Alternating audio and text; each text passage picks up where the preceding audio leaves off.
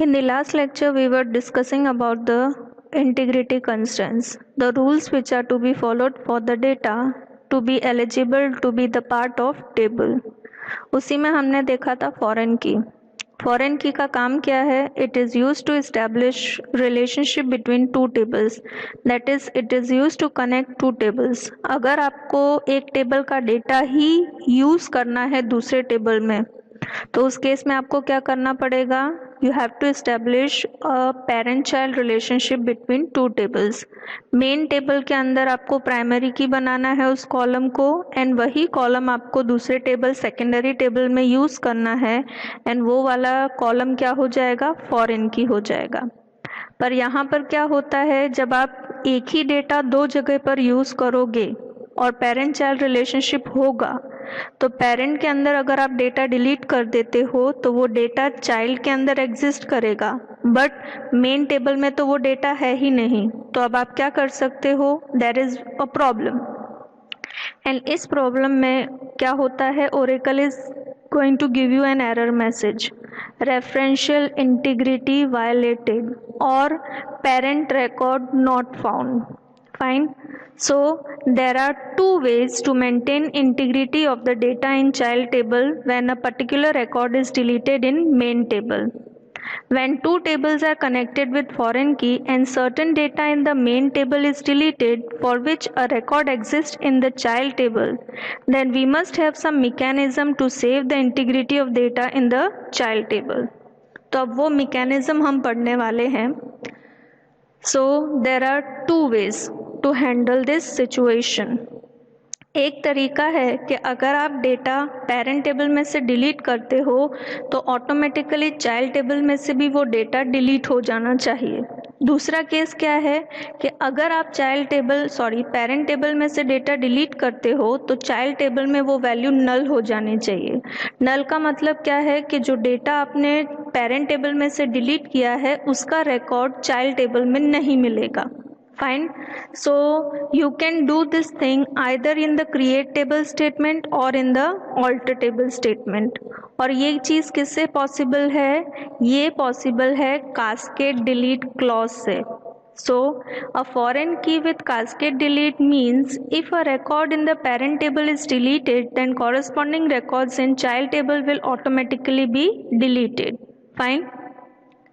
This I had told you कि अगर आपका पेरेंट टेबल में से डिलीट होता है तो चाइल्ड में से भी डिलीट होगा। दूसरा केस क्या है कि अगर आप पेरेंट में से डिलीट करते हो तो चाइल्ड में नल हो जाना चाहिए। So if you want to delete the data from the child table, so you have to specify the references clause with on delete cascade. So complete syntax will be column references parent table on delete cascade. तो जो भी column को आप foreign की बनाने वाले हो उसमें क्या होगा कि on delete cascade एक्टिवेट हो जाएगा क्लॉज, और उसकी वजह से अगर आप पेरेंट टेबल में से रिकॉर्ड डिलीट करते हो तो चाइल्ड टेबल में से भी वो रिकॉर्ड डिलीट हो जाएगा।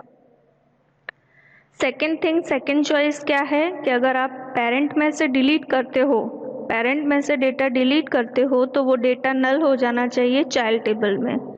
फाइन। तो उसका सिंटेक्स है column references parent table on delete cascade set null. दोनों क्लॉजेज आपके ऑन डिलीट कास्केड के ही हैं, लेकिन उसके बाद कुछ एड ऑन होता है दैट इज सेट नल।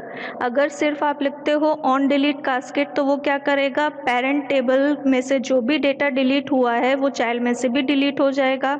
लेकिन अगर आप सेट नल क्लॉज यूज करते हो तो अगर पेरेंट में से डेटा डिलीट हो रहा है तो वो चाइल्ड में क्या हो जाएगा, नल हो जाएगा। Fine. So this was everything about your foreign key. Now coming to your domain integrity. Domain का मतलब क्या है? Restricted values. हम कोई भी कॉलम स्पेसिफाई करते हैं ओरेकल के अंदर तो वो कॉलम डेफिनेशन करते टाइम हम क्या ध्यान में रखते हैं? कॉलम का नाम, उसका डेटा टाइप एंड उसमें कितने मैक्सिमम वैल्यू आप स्टोर कर सकते हो। तो वो जो हम रिस्ट्रिक्शन प्रोवाइड करते हैं वही क्या है, आपका डोमेन है। Fine. Domain defines the possible values of the attribute and domain integrity governs this rule. Domain integrity क्या करता है? ये rules को completely obey करवाता है। So how can you specify the domain integrity? First thing is we are already doing it by specifying the data type and length of the column. Next what? Not null clause से भी हम specify कर देते हैं.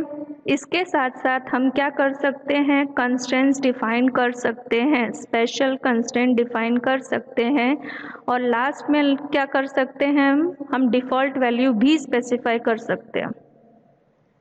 सो check constraint का काम क्या है? It is use to restrict the data to be entered. कौन से तरीके की वैल्यू हो सकती है? यानी आपका अगर सपोज फील्ड एड्रेस है तो एड्रेस के अंदर सिर्फ और सिर्फ वापी, दमन, सिलवास यही 3 सिटीज़ होनी चाहिए, इसके अलावा कोई सिटी नहीं होनी चाहिए. प्लस आप क्या कर सकते हो? अगर नेम फील्ड है तो नेम फील्ड के अंदर पहला कैरेक्टर हमेशा कैपिटल होना चाहिए. या तो आपका मोबाइल नंबर है, मोबाइल नंबर में हमेशा फर्स्ट कैरेक्टर जो है वो 0 होना चाहिए. ये सारी चीज़ें आप किसके साथ स्पेसिफाई कर सकते हो? Check constraint. So how can you use check constraint? Check constraint कैसे आपको यूज करना है? You have to use check constraint with the column definition itself. यानी जब आप कॉलम को डिफाइन करते हो उसी टाइम पे आप चेक कंस्ट्रेंट भी स्पेसिफाई कर सकते हो. So syntax is column name, data type, size. This is as usual. Then you have to specify check constraint and a logical expression. Fine. Logical expression के अंदर एक चीज़ आती है and that thing is wildcard characters. Wildcard characters means what? They can be any value. यानी जहाँ पर भी आपने ये कैरेक्टर को यूज़ किया है उस जगह पर कोई भी कैरेक्टर आ सकता है. It is a placeholder. Fine.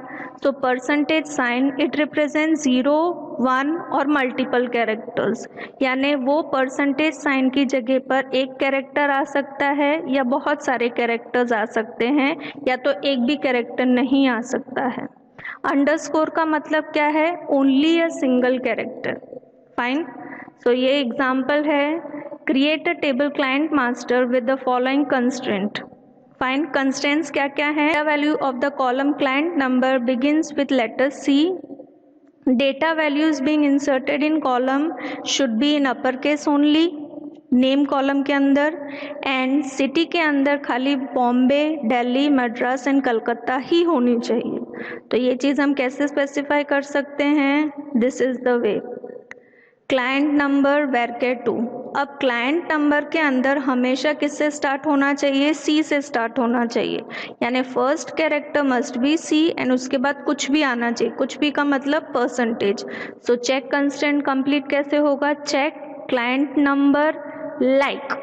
Check के साथ हमेशा आपको कौन सा क्लॉज यूज करना है? लाइक सिंगल कोट्स के अंदर C percentage. In Oracle all the string values are enclosed within single quotation mark. Even the date is enclosed within single quotation mark. Name must be in upper case. So name varchar 2 20 check bracket के अंदर name equals to upper name. Upper is a function which is use to convert the value into upper case. Fine. So जो भी नाम है वो किस में हो जाना चाहिए? अपर केस में. तो वो ये अपर फंक्शन की वजह से हो जाएगा. सिटी varchar 2 15 एंड ये सिटी का नाम सिर्फ हमने जो 4 ऑप्शंस दिए हैं उनमें से ही होना चाहिए. So it will be check city in. अब बहुत सारे ऑप्शंस हैं, एक से ज़्यादा ऑप्शंस हैं, इसीलिए इस बार हम इक्वल टू नहीं यूज़ करेंगे. हम क्या यूज़ करेंगे? इन यूज़ करेंगे, जबकि आगे हमने इक्वल टू यूज़ किया था. फाइन.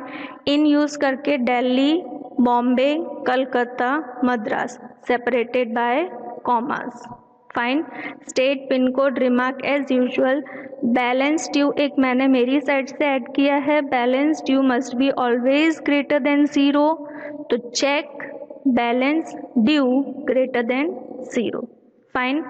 अगर आपको पता नहीं है कि आपका जो पैटर्न है, जो वैल्यू आप चेक करवाने वाले हो, एग्जैक्टली वो वैल्यू क्या होगी, तब हम क्या यूज़ करते हैं? लाइक यूज़ करते हैं. जब हमें एग्जैक्ट वैल्यू पता है और पैटर्न पता है तब हम क्या यूज़ करेंगे? इक्वल टू यूज़ करेंगे. Remember always, like is used when you don't know the complete pattern, equal to is used when you know the complete pattern.